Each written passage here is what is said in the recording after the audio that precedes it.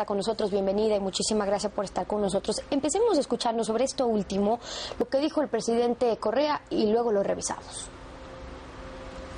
O sea, ya existe una gran demanda de salud frente a la oferta de servicios. Por principio ya hay congestionamiento en los hospitales. Casi se nos triplicaron las visitas a los hospitales. Hay una fuente de congestionamiento inevitable en el corto plazo, hasta tener más hospitales, más subcentros, etc. Pero como que si a propósito se pusieron a pensar para que haya más congestionamiento. Por ejemplo, la consulta externa dentro del propio hospital. El hospital debe ser para los hospitalizados. La consulta externa debe estar fuera del hospital. La pusieron dentro del hospital. ¿Qué otra fuente de congestionamiento? Los call centers. En vez de llamar para tener una cita, hay que ir a pedir la cita y después volver para la atención. Más congestionamiento. Que por cualquier dolor de cabeza van al hospital en vez de ir al subcentro. Entonces ahora estamos exigiendo que vengan con referencia al subcentro. Los exámenes. ¿Por qué tienen que irse a tomar exámenes al hospital? Que vayan a cualquier laboratorio privado y les pagamos después. Y si se tiene que hacer el examen en el laboratorio del hospital, bueno, que vaya a hacerse el examen. Después le hacen volver para darle los resultados. Más congestionamiento. En vez de decir, le mandamos los resultados al subcentro más cercano y usted lo va a retirar. Ya vamos a revisar cada uno de esos casos, ministra, pero el tema de que la demanda es mayor que la oferta ya es cuento viejo. Desde que se avanzó en el tema de la gratuidad, por ejemplo, fue algo positivo que hizo que aumente la demanda. Pero sobre esos escenarios que el propio presidente reconoce que ocurren en el día a día, cuando se va a un hospital, ¿qué pasa para que esos cuadros, ministra, se sigan repitiendo? Bueno, yo primero diría que a pesar de que han pasado ya 3, 4 años desde la gratuidad, han sido 20 millones de consultas adicionales por año que tenemos como Sistema Nacional de Salud, lo cual implica definitivamente un periodo de años para poder adecuar la infraestructura, ampliar la oferta de servicios para que pueda responder a esta demanda. En el 2010 nosotros tuvimos alrededor de 34 millones de consultas o atenciones y en el 2011 tuvimos un número similar. Entonces eso nos permite, al estabilizarse la demanda, nos permite planificar de una forma más adecuada, más precisa, digamos. Es decir, que ya en el último año no ha seguido aumentando esa demanda, creciendo esa demanda. Del 2010 al 2011 en realidad el número es bastante similar. Entonces hay una estabilización, digamos, de la demanda frente a esta política de gratuidad. Entonces esto nos permite, como decía, planificar con más precisión. En cuanto a algunos de los temas que topaba el señor presidente, ¿no? La consulta externa, nosotros estamos en los nuevos hospitales garantizando que la consulta externa tenga o sea separada del edificio de hospitalización, digamos, de la obra de hospitalización. O sea, que esté afuera, que no esté adentro. O que tenga una entrada separada donde tenemos demanda baja, o sea, donde hay una población más pequeña. El Call Contact Center en realidad es una medida importante para nosotros que nos va a permitir con mayor facilidad implementar el sistema de referencia y contrarreferencia. El sistema de referencia y contrarreferencia básicamente es que las personas ingresen al sistema de salud por el centro de salud más cercano a sus hogares.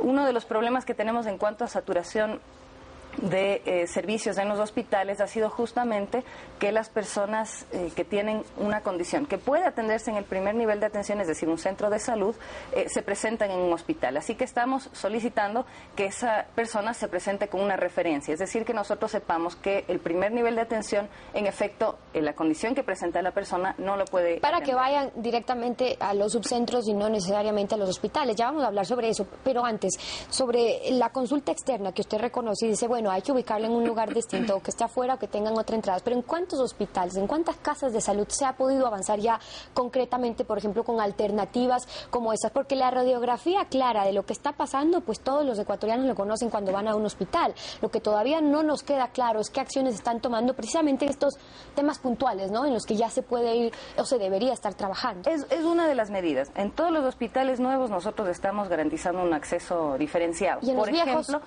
en el hospital de Santa Elena. En los anteriores, o sea, en los hospitales que ya tenemos, que existen, tenemos que implementar y estamos ya implementando un sistema de gestión de turnos. Yo estuve la semana anterior en el Hospital Vaca Ortiz, justamente habían sido recibido un trasplante de córneas, 4 niños de distintas partes del país y por primera vez con córneas que han sido procuradas en nuestro país. En este caso fue en el Azuay. Entonces los fui a visitar y llegué al hospital 8 y media de la mañana cuando usualmente en el Hospital Baco Ortiz uno estaba acostumbrado a ver una cantidad de gente increíble o colas fuera del hospital esperando recibir atenciones. Teníamos toda la parte de la sala de espera con un 50% de las sillas ocupadas. Era un ambiente muy tranquilo, digamos. Se ha implementado ahí un sistema de gestión de turnos, hemos tenido asesoramiento internacional para poder desarrollar un modelo de gestión que justamente tenga estos procesos ya mejorados. Ahora, esta situación concreta, digamos, en el Baco Ortiz, pero usted bien como ministra conoce que no es la realidad, que se vive en todos los hospitales, en gran parte de los hospitales. Lo que seguimos viendo es esas largas filas, que no hay camas, que no hay camillas y que no hay espacios. Entonces, por ejemplo, el mecanismo al que se refería el presidente, lo uno, el de ubicar la consulta externa en otro lugar, eso está en proceso. Lo otro, de los call centers, ¿por qué hasta ahora no se ha podido implementar bien ese sistema para que hoy tengamos que estar hablando de cómo hacer para que la gente no tenga que ir a hacer una fila de 10 horas para poder conseguir una cita? Así es, nosotros ya hemos firmado un contrato con CNT para poder implementar un Call Contact Center a nivel de Sistema Nacional de Salud, en todo el Sistema Nacional de Salud. De tal forma, pero, y aquí tomemos en cuenta esto, el call center en su mayoría va a funcionar para que un centro de salud pueda hacer una gestión de turnos, pueda gestionar el turno de una persona que requiere ir a un hospital desde el centro de salud, ¿no? O sea, si es que yo tengo alguna condición, una gripe, un dolor de barriga, y yo llamar al Hospital Eugenio Espejo, al hospital de especialidades del país, esa no sería la funcionalidad que le vamos a dar al Call Contact Center, sino más bien desde el primer nivel hacia el segundo nivel, sea un hospital general o un hospital de especialidades. Ahora, otra parte es fortalecer el primer nivel, y para eso nosotros hemos ya aprobado un modelo tipo para los nuevos centros de salud. Estamos ya trabajando con el Instituto de Contratación de Obras para implementar alrededor de 50 centros de salud a nivel nacional. Estamos arrancando ya estamos con los diseños arquitectónicos, estamos arrancando en las próximas semanas, próximos meses, y esto es parte integral de la solución, ¿no? Pero el problema es que faltan estos centros de los que usted nos dice, bueno, habrá 50 nuevos centros.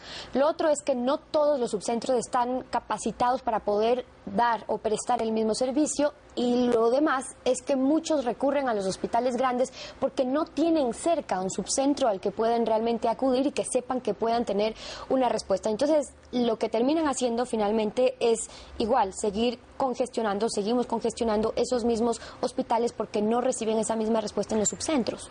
Mire, la planificación territorial ha sido un cambio importantísimo para el Ministerio de Salud. Hoy en día nosotros estamos trabajando con sistemas de información geográfica justamente para poder saber dónde está la población, dónde está la demanda, cuál es el perfil epidemiológico de esa población y por ende dónde necesitamos nuevos centros de salud. Entonces, estos 50 centros de salud no responden a quien más pide o a quien más insistente es en cuanto a una necesidad, sino a la necesidad en base a criterios técnicos, en base a una planificación territorial que nos dice dónde está la mayor demanda y por ende dónde necesito un servicio de primer nivel para poder suplir esa demanda.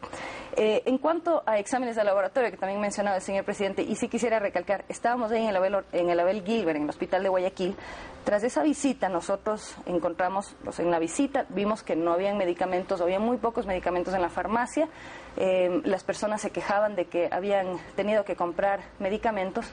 Yo, con mi equipo del Ministerio de Salud, ingresamos esa noche al hospital y verificamos que las bodegas tenían los medicamentos. ¿Y entonces qué pasaba? Estamos realizando un trabajo con el Ministerio del Interior, con la Secretaría de Inteligencia, porque esto de aquí, lo que nosotros descubrimos en el hospital Abel Gilbert, no se refiere a una falta de medicamentos, sino a un problema de corrupción, a un problema de no utilizar los medicamentos que tenemos en el hospital para poder darlo a los pacientes. Ya que hace usted referencia a este hospital, ministra, hace algunos meses pues se pudo conocer la situación en hospitales como el Abel Gilbert de Guayaquil, en que la parte de emergencia recibe por lo menos unos 800 pacientes diarios, y esto hace que la situación sea la que estamos viendo ahora en pantalla, una fotografía que publicó diario El Comercio, que no hay espacio, ni camas, ni camillas, y que adultos mayores incluso son atendidos en una silla de ruedas, y que se quedan en una silla de ruedas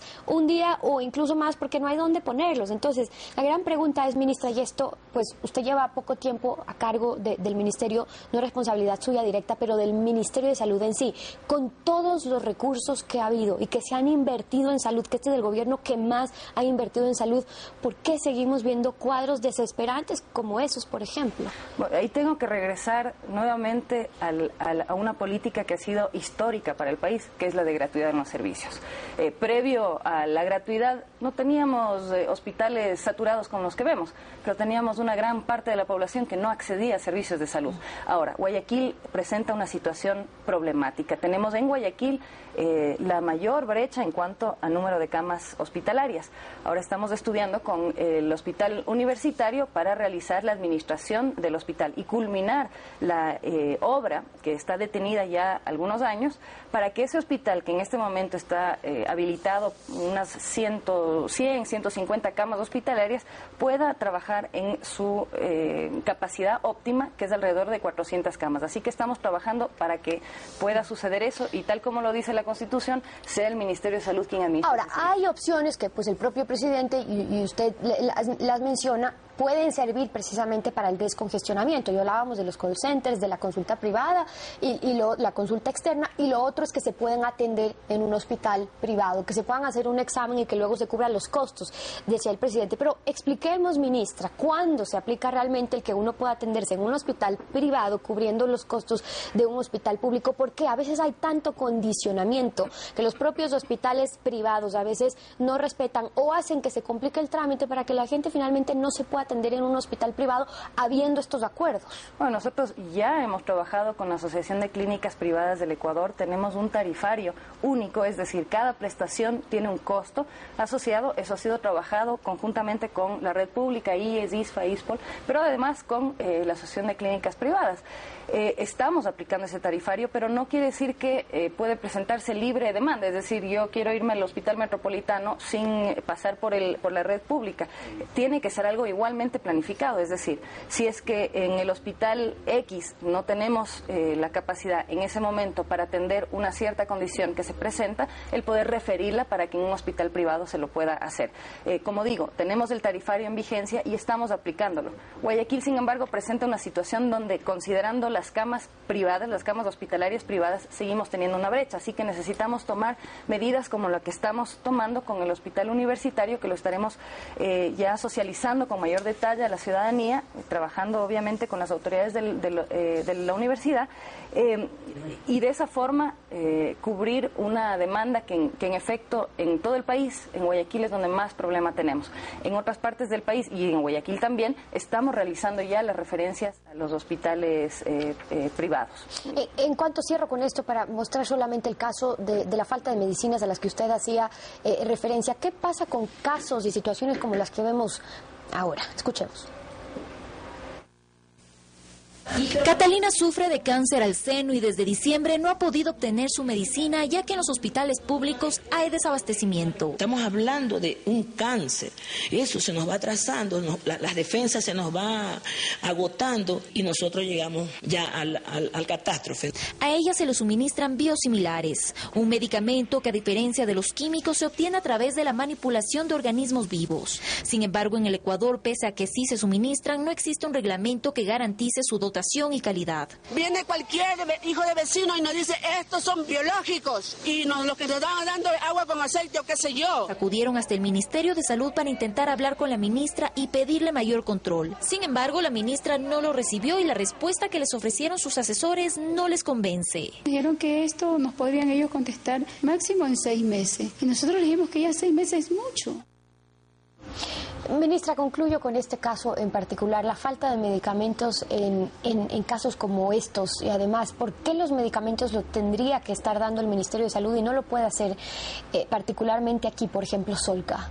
Bueno, primeramente quisiera aclarar que no es que yo no recibí a las personas, yo no estaba en el ministerio en ese momento, pero la situación de la atención en cuanto a personas con cáncer en realidad es una prioridad para nosotros. Justamente la semana pasada, el día lunes y martes, tuvimos un taller con expertos argentinos, estamos trabajando con el gobierno argentino para poder subir la oferta que tenemos como Estado en cuanto a servicios oncológicos específicamente y especialmente radioterapia. Asimismo, este taller lo hicimos, por cierto, una invitación del gobierno ecuatoriano, del Ministerio de Salud Pública, pero donde participó Solca, donde participó el IES, donde participaron las instancias, las instituciones que son los ¿Pero qué pasa con los servicio. Medicamentos, ministra? Bueno, en cuanto a medicamentos, voy a averiguar la situación específica porque nosotros tenemos, como decía, una dotación adecuada. Nosotros estamos haciendo un seguimiento constante para garantizar que las personas puedan acceder a esos medicamentos. Una de las formas en las que nosotros hacemos esto es mediante convenios con Solca, justamente. Solca recibe del Estado alrededor de 50 millones anuales y adicionalmente tenemos un convenio para que pueda recibir personas referidas desde el Ministerio de Salud Pública, justamente porque nosotros tenemos una oferta pequeña en cuanto a servicios oncológicos y esa es la oferta que estamos ampliando mediante estas medidas. Estamos de aquí a unas 2 o 3 semanas, estaremos recibiendo alrededor de 10 especialistas en tratamiento de cáncer del gobierno cubano que nos va a apoyar con eso porque hay una brecha grande, no solamente el Ministerio de Salud, nosotros vamos a pagar por ellos, pero ellos van a trabajar en Solca y o en el sobre todo IES. porque son algunos y cientos las personas afectadas. La ministra de Salud respondiendo a algunas de las inquietudes hoy aquí en Contacto Directo. Muchísimas gracias.